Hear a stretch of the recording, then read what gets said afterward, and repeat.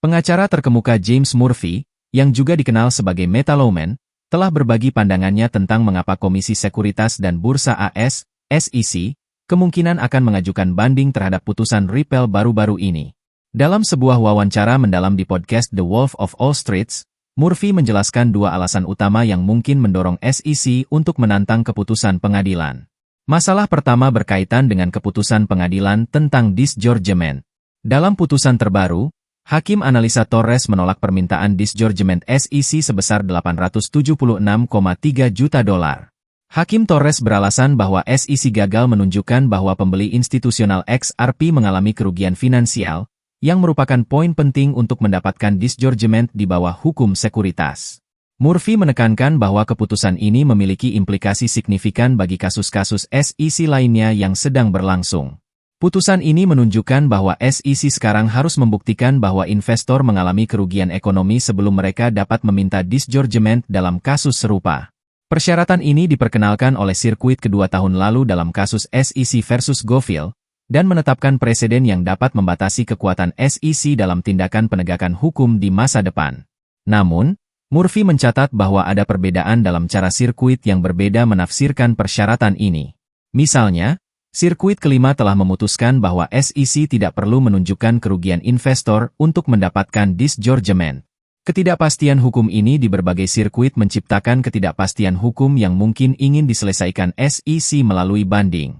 Alasan kedua, Murphy percaya bahwa SEC akan mengajukan banding berkaitan dengan putusan pengadilan tentang penjualan programatik XRP. Pada 13 Juli 2023, Hakim Torres memutuskan bahwa penjualan XRP melalui pasar sekunder tidak memenuhi syarat sebagai kontrak investasi. Putusan ini memiliki dampak besar bagi industri cryptocurrency yang lebih luas. Murphy mencatat bahwa keputusan ini telah mempengaruhi kasus lain, seperti gugatan SEC versus Binance, di mana hakim yang mengadili kasus tersebut mengutip putusan Ripple untuk menyimpulkan bahwa penjualan pasar sekunder BNB bukanlah transaksi sekuritas.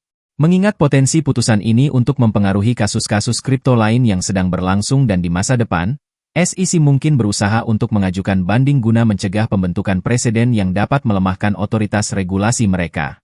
Perlu dicatat bahwa SEC sebelumnya telah mencoba untuk menantang putusan ini melalui banding interlokutori tetapi ditolak oleh Hakim Torres. Dia menginstruksikan komisi untuk menunggu hingga fase penyelesaian kasus selesai sebelum mengajukan banding. Di sisi lain, Ripple juga mungkin mempertimbangkan untuk mengajukan banding terhadap bagian-bagian dari putusan tersebut. Matt Rosendin dari Capsign telah memperkirakan bahwa Ripple kemungkinan akan menantang keputusan Hakim Torres untuk memberlakukan perintah permanen pada penjualan XRP di masa depan oleh perusahaan. Perintah ini mengharuskan Ripple untuk mendapatkan persetujuan SEC sebelum menjual sekuritas apapun, yang menurut Rosendin dapat mencegah institusi AS membeli XRP langsung dari Ripple, mendorong mereka ke pasar sekunder. Rosendin juga memperingatkan bahwa perintah ini dapat berdampak negatif terhadap adopsi layanan likuiditas on-demand, ODL, Ripple, sehingga mengurangi likuiditas XRP di pasar AS. Meskipun ada kekhawatiran ini, para eksekutif puncak Ripple, CEO Brett Garlinghouse dan Kepala Pejabat Hukum Stuart Alderoty, secara umum memuji pengurangan pengadilan atas permintaan SEC yang berlebihan sebesar $2 miliar menjadi $125 juta. Namun, keheningan mereka tentang perintah injunksi telah menyebabkan beberapa orang berspekulasi bahwa mereka tidak sepenuhnya puas dengan aspek putusan ini.